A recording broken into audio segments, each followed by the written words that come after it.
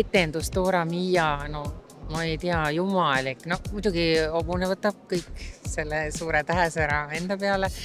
Mina, Saaremaa patrioot, see heinalõhn ja sõnniku lõhn ja kõik see visuaal, no ma olen täiesti lummatud. Ma olen väga õnnelik. Mis kõige rohkem esimesest vaatusest meelde jäi? Hobune, see hobune oli hästi äge. Ma nõustuks ka, et täitsa see hobune ja see oli väga naljakas.